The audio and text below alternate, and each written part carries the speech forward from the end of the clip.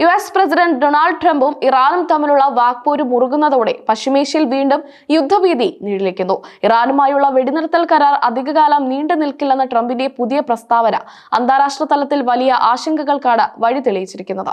Hormuz കടലെടുക്ക് കേന്ദ്രീകരിച്ച് നടന്നുവരുന്ന ചർച്ചകൾ വഴിമുട്ടിയതോടെ മേഖലയിലെ സമാധാന ശ്രമങ്ങൾ വീണ്ടും തുലാസിലായിരിക്കുകയാണ്. യുഎസ് മുന്നോട്ട് വെച്ച നിർദ്ദേശങ്ങളോടുള്ള ഇറാന്റെ പ്രതികരണം തികച്ചും വിഡ്ഢിത്തമാണെന്നാണ് ട്രംപ് വിശേഷിപ്പിച്ചത്. ഇറാൻ അയച്ച മറുപടിയെ കടുത്ത ഭാഷയിലാണ് ട്രംപ് വിമർശിച്ചത്. ഇറാൻ തങ്ങൾക്ക് അയച്ചത് വെറും മാലിന്യ കഷ്ണമാണെന്നും അത് വായിച്ചതിന് പിന്നാലെ നിലവിലെ വെടിനിർത്തൽ കരാർ അങ്ങേയറ്റം ദുർബലമാണെന്ന് ബോധ്യപ്പെട്ടതായും ട്രംപ് വ്യക്തമാക്കി. ഞാൻ അവരുടെ പ്രതികരണം പൂർണ്ണമായും വായിച്ചിട്ട് പോലുമില്ല. അത്രയ്ക്ക് അസംബന്ധമാണ് അതിലുള്ളത്. നിലവിൽ വെടിനിർത്തൽ കരാർ ജീവൻ രക്ഷാ പിന്തുണയിലാണ്, ട്രംപ് പറഞ്ഞു. അമേരിക്കയുടെ ക്ഷമ പരീക്ഷിക്കാനാണ് ഇറാൻ ശ്രമിക്കുന്നതെങ്കിൽ അതിന്റെ പ്രത്യാഘാതം കഠിനമായിരിക്കുമെന്ന മുന്നറിയിപ്പും അദ്ദേഹം നൽകി. ഹോർമുസ് കടലിടുക്ക് വീണ്ടും തുറക്കുന്നത് സംബന്ധിച്ച അമേരിക്കയുടെ നിർദ്ദേശത്തിന് മറുപടിയായാണ് ഇറാൻ തങ്ങളുടെ ആവശ്യങ്ങൾ മുന്നോട്ട് വെച്ചത്. ഞായറാഴ്ച സമർപ്പിച്ച ഈ മറുപടിയിൽ മേഖലയിലെ തങ്ങളുടെ താൽപര്യങ്ങൾ സംരക്ഷിക്കുന്ന 5 പ്രധാന കാര്യങ്ങളാണ് ഇറാൻ ഉന്നയിച്ചത്.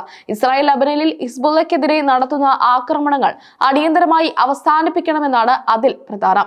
യുഎസ് സഖ്യകക്ഷിയായ ഇസ്രായേലിന്റെ സൈനിക നീക്കങ്ങൾ തടയാൻ സമാധാന ചർച്ചകൾക്ക് പ്രസക്തിയില്ലെന്ന നിലപാടിലാണ് ഇറാൻ ഭരണകൂടം. ഇറാൻ മുന്നോട്ട് വെച്ച മറ്റൊരു പ്രധാന ആവശ്യം തങ്ങളുടെ എണ്ണ വിൽപ്പനയ്ക്ക് മേലുള്ള എല്ലാത്തരം നിരോധനങ്ങളും ഉപരോധങ്ങളും നീക്കുക എന്നതാണ്. ഇറാന്റെ സമ്പദ് വ്യവസ്ഥയെ തകർക്കുന്ന യുഎസ് ഉപരോധങ്ങൾ പിൻവലിക്കാതെ ഒരു വിട്ടുവീഴ്ചയ്ക്കും തങ്ങൾ തയ്യാറല്ലെന്ന് അവർ വ്യക്തമാക്കി. കൂടാതെ ഹോർമുസ് കടലിടുക്കിലെ തങ്ങളുടെ പരമാധികാരം അംഗീകരിക്കണമെന്നും യുഎസ് ഏർപ്പെടുത്തിയിട്ടുള്ള നാവിക ഉപരോധം അവസാനിപ്പിക്കണമെന്നും ഇറാൻ ആവശ്യപ്പെടുന്നു. യുദ്ധക്കെടുതികൾക്ക് അമേരിക്ക നഷ്ടപരിഹാരം നൽകണമെന്ന ആവശ്യവും ഇറാൻ ഉന്നയിച്ചിട്ടുണ്ട്.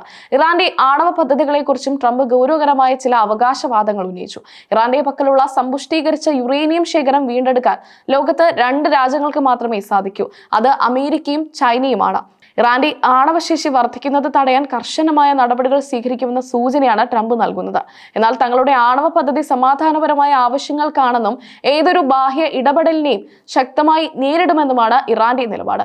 അമേരിക്കയുടെ വിമർശനങ്ങൾക്കെതിരെ ഇറാൻ വിദേശകാര്യ മന്ത്രാലയ വക്താവ് ഇസ്മായിൽ ബഗായി ശക്തമായി പ്രതികരിച്ചു. ഇറാൻ ഉന്നയിച്ച ആവശ്യങ്ങളെല്ലാം അന്താരാഷ്ട്ര നിയമങ്ങൾക്കും തങ്ങളുടെ അവകാശങ്ങൾക്കും അനുസൃതമായതാണെന്ന് അദ്ദേഹം പറഞ്ഞു. യുദ്ധം അവസാനിപ്പിക്കാൻ അമേരിക്ക മുന്നോട്ട് വെച്ച ആവശ്യങ്ങൾ തികച്ചും യുക്തിരഹിതമാണ്. അമേരിക്കയുടെ ഭീഷണികൾക്ക് വഴങ്ങില്ലെന്നും ഏത് തരത്തിലുള്ള സൈനിക നീക്കത്തെയും പ്രതിരോധിക്കാൻ തങ്ങളുടെ രാജ്യം സുസജ്ജമാണെന്നും ബഗായി കൂട്ടിച്ചേർത്തു. ലോകത്തിലെ ഏറ്റവും പ്രധാനപ്പെട്ട എണ്ണക്കടത്ത് പാതകളിലൊന്നായ ഹോർമുസ് കടലെടുക്ക് അടച്ചുപൂട്ടുമെന്ന ഭീഷണി ആഗോള വിപണിയെ വല്ലാതെ ഭയപ്പെടുത്തുന്നുണ്ട്. ലോകത്ത് വിതരണം ചെയ്യുന്ന എണ്ണയുടെ നല്ലൊരു ശതമാനവും കടന്നുപോകുന്ന ഈ പാത തടസ്സപ്പെട്ടാൽ അന്താരാഷ്ട്ര തലത്തിൽ ഇന്ധനവില കുതിച്ചുയരും. ഇത് മുന്നിൽ കണ്ടാണ് അമേരിക്ക ചർച്ചകൾക്ക് തുടക്കമിട്ടത്. എന്നാൽ ഇരുപക്ഷവും വിട്ടുവീഴ്ചയ്ക്ക് തയ്യാറാകാത്തത് ഈ തന്ത്രപ്രധാനമായ മേഖലയെ യുദ്ധക്കളമാക്കി മാറ്റുമോ എന്ന ഭീതി വർദ്ധിപ്പിക്കുന്നു. ലബനിലെ ഹിസ്ബുള്ള കേന്ദ്രങ്ങൾക്ക് നേരെ ഇസ്രായേൽ നടത്തുന്ന ആക്രമണങ്ങളാണ് നിലവിലെ തർക്കങ്ങളിലെ പ്രധാന കണ്ണി.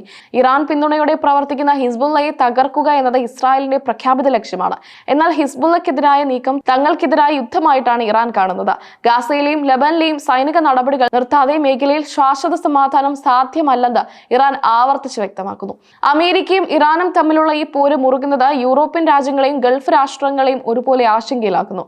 റഷ്യ യുക്രൈൻ യുദ്ധം തുടരുന്ന സാഹചര്യത്തിൽ പശ്ചിമേഷ്യയിൽ കൂടി ഒരു വലിയ പോരാട്ടം പൊട്ടിപ്പുറപ്പെട്ടാൽ അത് ആഗോള സാമ്പത്തിക ക്രമത്തെ തകർക്കും.